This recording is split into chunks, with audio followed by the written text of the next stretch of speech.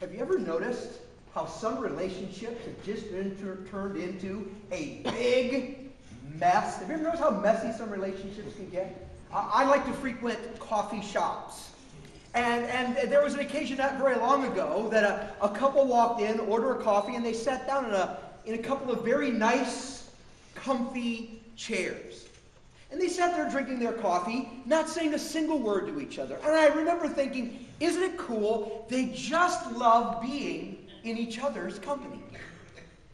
And then one of them kind of leaned over and must have said something to the other, and the effect was a little bit like taking a pin to a balloon.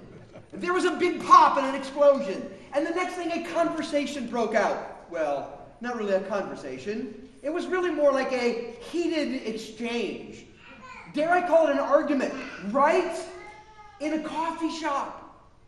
And it was you did this and you did that. I don't know why you're this. I don't know why you're that. And of course, I'm growing increasingly uncomfortable. They appeared, on the other hand, to feel completely natural doing what they were doing.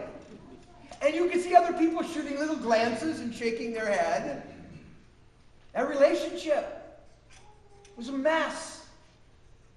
And I can't say that it's the first time I've ever experienced a relationship that's a mess. I bet you know people who have relationships that are a mess. I wouldn't be surprised if you at some point in your life, maybe now, have a relationship that's a mess. And I can't help but ask the question, why?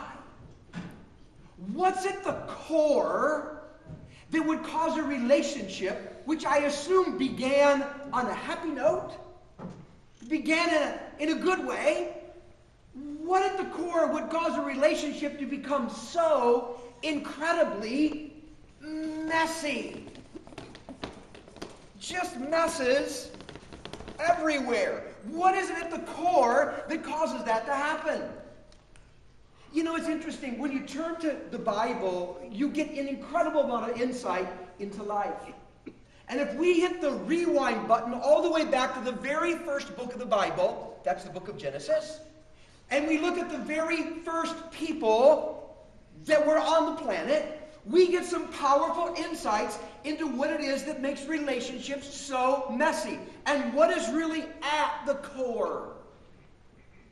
See, by the time we get to the 4th chapter of the book of Genesis, the human family, which consisted of about 4 people, was an incredible mess. One brother killed another brother. The husband and the wife are at odds with each other and blame each other for all the problems that they're all experiencing. It's a big mess. Everybody's separated from everybody else. Everybody's separated from God. It's a mess. There's only 4 people. Now, how did it get that way? Well, it would be easy to say, well, the reason it's a mess is because of the things that people do. And if they just didn't treat each other the way they did, and if they didn't say the things they did, you wouldn't have the mess. I go, yeah, that's a good point. But what drives people to act the way they do? I mean, what's at the core behind this misdirected behavior that causes such a mess in relationships? And here's what we find. When we trace it all the way back to the beginning, we find Satan in the form of a snake talking to Eve, and he told her a lie. Right? Oh, no. I know God said you can eat from all the trees and not just this one, but I'm telling you, this one is the one you really want. Because it's beautiful, and it's pleasant, and good for food, and it's desirable to make you wise. In fact, you eat that, you'll be like God. And that lie worked itself into Eve's heart and mind, and eventually into Adam's heart and mind, and they ate of that fruit. And then when they ate of that fruit, everything got messed up relationally. And when we look at this picture, we find something fascinating. We find that almost always at the heart of a messy relationship is a lie. There's a falsehood. There's a deception. And when we have lies and falsehoods and deceptions in the middle of a relationship, you cannot help but have misdirected behavior, which in turn causes an incredible mess to be made of any relationship. In fact, we can learn this principle from Genesis chapter 3. Dishonesty destroys. Always. Dishonesty destroys. And perhaps that's why a relational genius understands that you've got to be honest with people. You know, we began a series last week.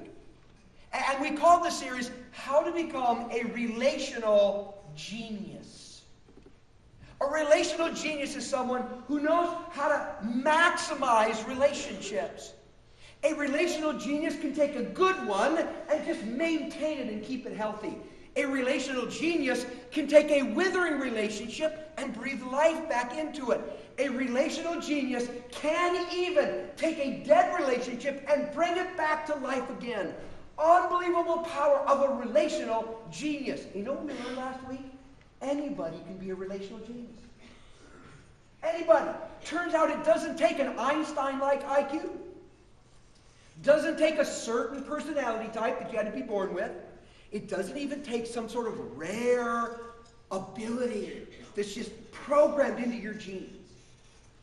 Turns out instead that a relational genius is simply someone who has mastered a small set of critical skills. And they apply those skills consistently over time, and as they do, voila, relational genius. Relationships just tend to work and to be joyful. Fortunately for us, God has seen fit to kind of collect what those skills are, and he actually put them in one place in the Bible. So we can look at it, read it, there it is. Master those sets of skills, apply them over time, you become a relational genius. That listing is found in the 4th chapter of the book of Ephesians. Verses 25 through 32. Last week, you may recall, if you had the opportunity to be here, we talked about forgiving. A relational genius forgives people. And today we want to kind of zero in on a different verse and a different concept. It says in verse 25 of Ephesians 4, "Therefore each of you must put off falsehood and speak truthfully to his neighbor, for we are all members of one body." A relational genius is honest with people. Now, I have a really simple question at this point. What is honesty? What is honesty? You know, it's fascinating. When we look at this verse, we realize that the concept of honesty actually has two separate components to it. It has, we could call it a negative aspect, and it has a positive aspect. Something we have to avoid doing, something we have to make sure we do. First of all, let's look at the negative concept of really being honest. And I put it this way. We just simply should not deceive anyone. Don't deceive anyone. See, he said, put off all falsehood.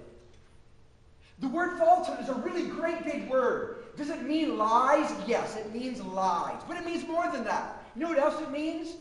It means things like projecting an image which is not true.